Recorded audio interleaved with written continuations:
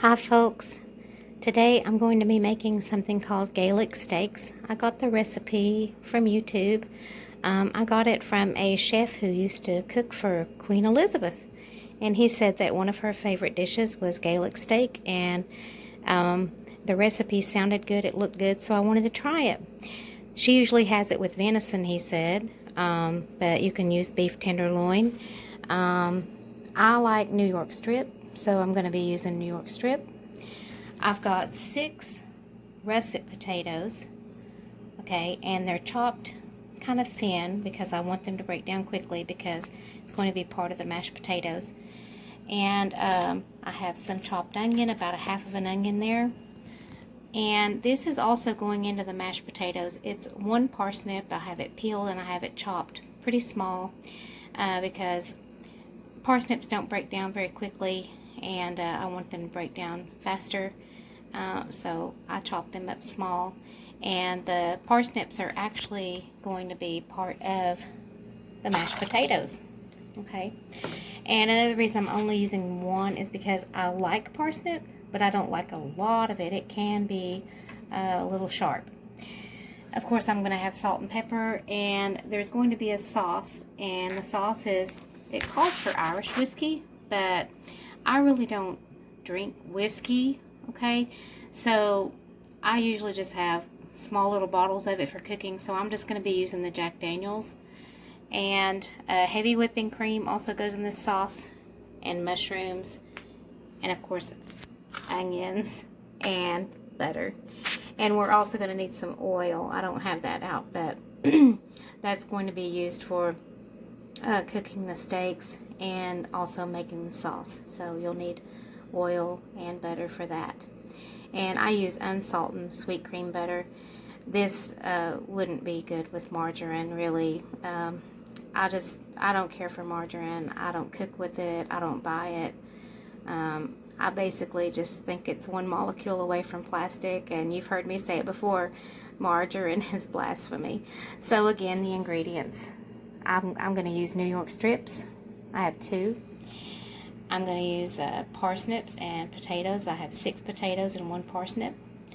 I have 1/2 of a chopped onion, unsalted butter, salt, pepper, and an airplane bottle of whiskey. Heavy whipping cream, not milk. Please make sure it's heavy whipping cream. And of course, mushrooms. Stay tuned, I'll be right back. Well, here I am again, getting ready to fry the steaks because we need all those little steaky tasting bits in the pan to make the sauce. So we got to start with the steaks, and I have probably about 3 or 4 tablespoons of oil and 2 tablespoons of butter on medium-high heat.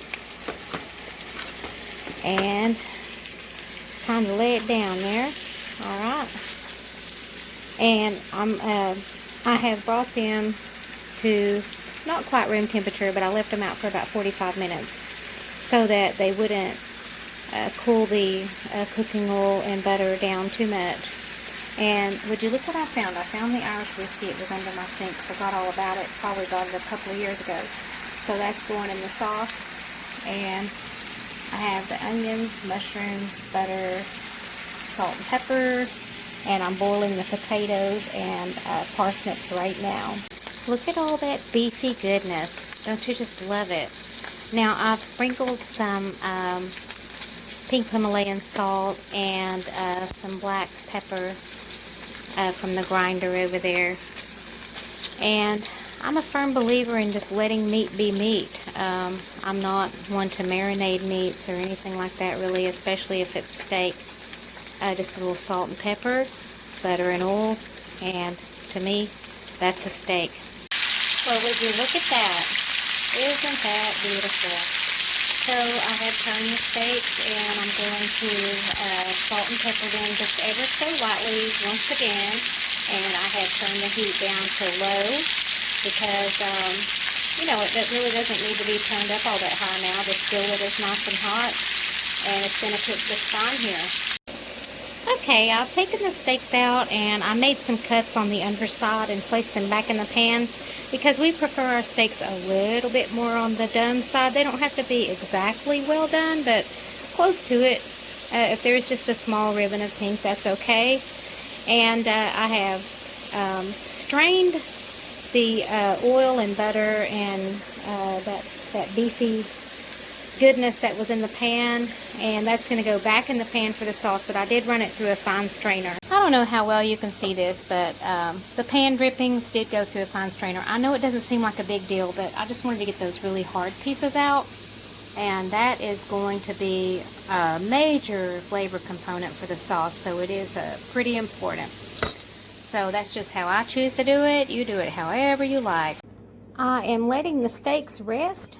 Okay, they need to rest a little bit after they cook because that just helps make them more tender, in my opinion, and they are prepared to the, the level of cooked that we like, and so they're just going to sit here while I work on the sauce and the mashed potatoes. Okay, to the pan drippings that I strained and returned to the pan, I have added 4 tablespoons of butter, and then I'm going to add the mushrooms and onions and saute. Okay, so to the pan drippings and melted butter, I added the onions and mushrooms and some pepper from the pepper grinder and just a tiny bit of salt, probably not even 1/8 of a teaspoon. I would say I just sprinkled a little over the top.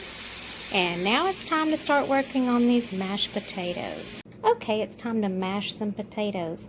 I have drained my potatoes and parsnips. I have sprinkled some pink Himalayan salt. I've added 3 tablespoons of real butter, not margarine. That stuff is nasty. And I'm going to start with a 1/2 cup of heavy whipping cream. And then that's right, this good old-fashioned potato masher, this will do the trick.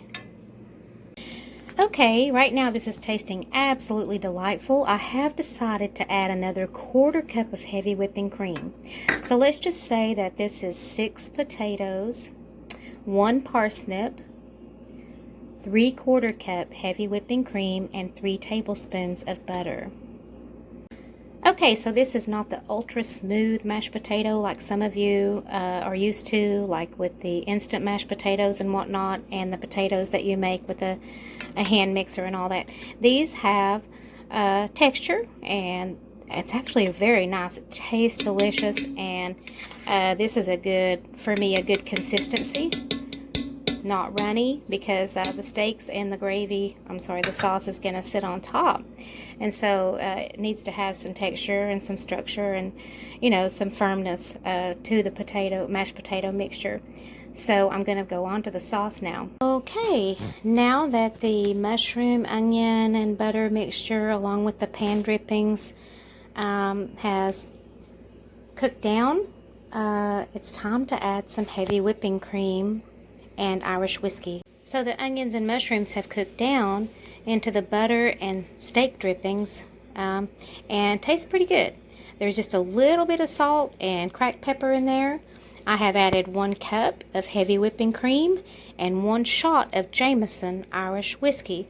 Now, Irish whiskey has a very mild flavor, especially the Jameson, so it's not going to like reach out and grab you by the, taste buds like, say, a stronger, like a Tennessee whiskey. So I'm going to bring this back up to heat, give it a stir, and see what we've got. I've brought it to a boil, mainly to burn off the alcohol so that just the essence, basically, of the Irish whiskey is left behind to flavor the sauce. But I want the sauce to be a little thicker, so I've brought it to a boil. I'm going to turn the heat down, and I'm going to let it reduce for a little while until it's the consistency that I think that I like for a sauce. Okay, right after you add the alcohol, if you taste the sauce then, it will be pretty strong. But after that alcohol burns off, you will not believe the flavor. So now I've returned the steaks to the pan, and I'm coating them with this wonderful tasting sauce. You won't believe how good it is. I just wish you could taste it. I really do. It's just, it's the best thing ever. I'm so glad that I tried this recipe, and I'm getting ready to plate it now. Queen Elizabeth, of course, she RSVP'd. She said she won't be coming for dinner, and so I skipped the little baby carrots that this would normally be garnished with. because we're not big carrot eaters here. And so we're just going to have it like this. We're just going to have it with the sauce and the steak and the mashed potatoes and parsnips. And I will return. Alrighty then. I have cut my steak in half and then cut it into slices. And they're kind of like bite-sized pizzas because that's just how I like my steak when it goes on the plate. And I have placed it on top of those wonderful mashed parsnips and potatoes. And I'm getting ready to top it with this wonderful, sweet, buttery, Irish cream laced sauce that's just, yeah, I can't even describe it. But I hope that you'll try the recipe, and I hope you enjoyed the video. Thank you and have a great day.